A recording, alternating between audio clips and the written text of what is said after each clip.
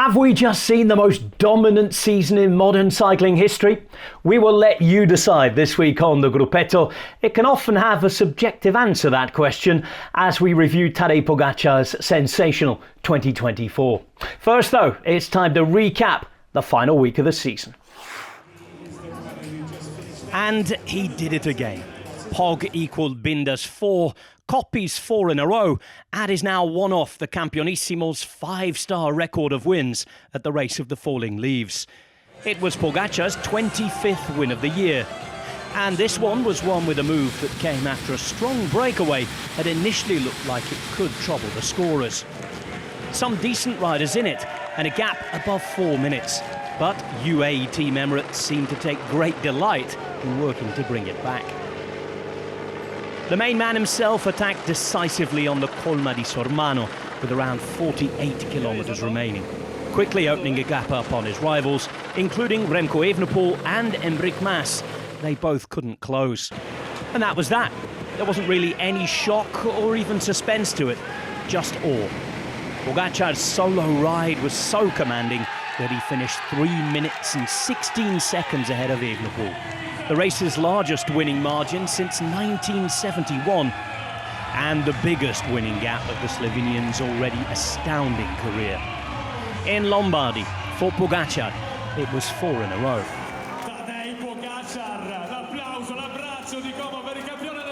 Poggi was forced into action of a different type earlier in the week though, taking on the role of patron, communicating to organisers that Tre Valli Varesine would have to be abandoned after just 60 kilometres of racing in biblical conditions. Neutral was already, I think, 7 punctures, few broken wheels as we saw. So the neutral was already extended double. Then what we're supposed to do, then we start the race. They say 2 laps less, but I think yeah, we tried now to race, and we did good race until we could, but then at the last lap that we did on the downhill, I was on the 2nd position behind Kovi, and we were just we didn't see where we go, and I think it was everybody wanted to stop. Earlier that day, however, the women's race had incredibly gone ahead. Cédrine Kerbaul, the 23-year-old French attacker, took the win after having to take a bike from a teammate. In the week's other Italian one-day races, Stan von Tricht picked up a first-ever career victory, winning from a breakaway that was caught by attackers from the bunch behind, with the Belgian still beating them in a sprint to the line. A special day for the Alpecin de Koninckman. The morning move was caught early at Gran Piemonte, but when the attackers went, Nielsen Paulus provided the most powerful and lasting of the lot. EF Education Easy Post, ending a win drought that had dragged on since the end of the Tour. Paulus finishing his own season in style and taking plenty of optimism into 2025. There was stage racing this week at the Simac Ladies Tour. The 6-day event in the Netherlands began with a short time trial won by Zoe Backstedt. It was the former junior world champion's first pro win on the road, and just weeks after her 20th birthday, there was a late present in the shape of a race leader's jersey. Lorena Wiebes was sprinting away to 3 stage wins, while Backstedt was being left all alone, her entire Canyon SRAM team having to pull out of the race one by one. Could she defend the jersey alone for over half the race? Well, she certainly tried, but she'd have to settle for a place on the final GC podium behind the eventual winner, Lotte Kopecky. Despite the best breakaway efforts of Silke Smulders, Kopecky produced a photo finish in a sprint that gave her the final stage, plus the bonus seconds to take the GC with the very last bike throw of the season. The Belgian's 50th career road win, securing a remarkable 2024 stage race record, finishing all 6 that she started on the podium and winning 4 of them. Not bad, eh? Kopecky has been impressive this year, but back to Pogačar. The best man there is, emphatically. The best man there's ever been? Eddie himself can't even decide what to say. That's a work in progress. The best there ever will be. Who knows? That's one for those who will come after all of us. Whatever the year, whatever the generation, however this sport evolves, he's bound to be part of the conversation. The stats are stupid, but it's the way he's won that has us searching for superlatives. It all began in Italy, wondering how he'd respond after a jumbo 2023 of victories for the new Visma team.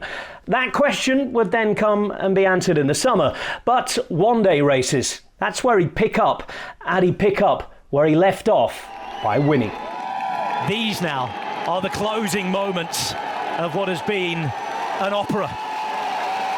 All smiles at the top for the final hellish hill for Tadej Pogačar. Every moment recorded for the memory, because Tadej Pogačar might never do anything like this again. That was unique. This is Pogačar, and there is nobody at all like him. How would he win, though? None of us could have predicted, aside from Tadej himself, that is. We all thought he was joking when he said exactly where and when he would attack. Oh, but he wasn't. Can you tell us secretly where you're going to attack? On Santa Maria. 81 kilometers to go. Make a note of that number, because Tadej Pogačar, who went on a 50-kilometer solo raid 2 years ago, has taken off and nobody can match his power. It's a long way to the finish here in these epic biblical conditions. He then gave San Remo a try and was mixing it with the sprinters. 200 metres to the top, and now they hesitate. Now he gets a gap. Pogačar sees his moment and he's trying to grab it with two hands. It's Pogačar. Has he wanted to be alone? But he's only got about 20 metres on Mathieu van der Poel. But Tadej Pogačar, he's laid his cards on the table from a long way out. It's Pedersen on the left-hand side. Pedersen going all the way, but Matthews is there. Pogačar through the centre. It's a crazy end of the race. It's Philipsen who has it. Jasper Philipsen wins Milano-San Remo. Still an impressive podium before turning his attention to stage racing in Catalonia. This would be a week that would give us a taste of a style of racing that would mark his year. 4 stages and the overall, utter, unapologetic domination. Pogačar himself wants a part of this. Everybody's in the party and Pogačar's going to get there. He's done it yet again. Absolutely magnificent. It doesn't matter whether it's a sprint, a peak, a massive alpine test. He's always going to be there. And he's there again. After Liège, he'd end up with another one next to his name. A second career win at the Doyen to finish his all-impressive prep for a Giro debut. And well, he looks behind now, he can't see anybody. It's a gap with 34 Ks to go. When he's in this mood and on this form, he is all alone. There is nobody who can match him. At 25 years of age, with another big success. A wave to those who salute him. And we will do the same. You're looking at one of the greatest ever to ride on 2 wheels. And it's another chapter in an increasingly beautiful story he's writing. Tadej Pogačar, a titan of our times, winning Liège-Bastogne-Liège for the second time in his career. Once in Italy, he didn't wait long before sitting pretty in pink. Achieving immortality, winning the Giro d'Italia. Other generations have their heroes. Not every generation has somebody like this. Then came the attempt at the much talked about Giro Tour double, not done in 26 years. Pink and yellow, Giro and Tour, stage after stage, 6+6, utter domination. And Tadej Pogačar wins the Tour in the greatest style we've ever seen. Parents and grandparents might remember Merckx and Coppi. We have Tadej Pogačar. His decision to sit out the Olympics saw Remco set the gold standard in Paris, but then the Worlds were on the horizon. We all know how that one went. An attack at 100 kilometres from the finish, securing an historic, legendary world title in Zurich. It also secured what cycling historians used to call the Triple Crown, a collection of Giro, Tour and Worlds, harking back to the days when Giro and Vuelta were incompatible objectives due to their place in the calendar. Pogačar only the third person ever to achieve that feat. Roach and Merckx the others. But that still wasn't enough. He still wanted to show off the jersey. He chose a rainy day for it too. And even without any sunshine, there was still a rainbow to be found at the Giro d'Italia. It may be cloudy at the top, but we can just about see the rainbow. And I have a feeling over the next 12 months, we will be seeing plenty of it. It's another one to add to the list.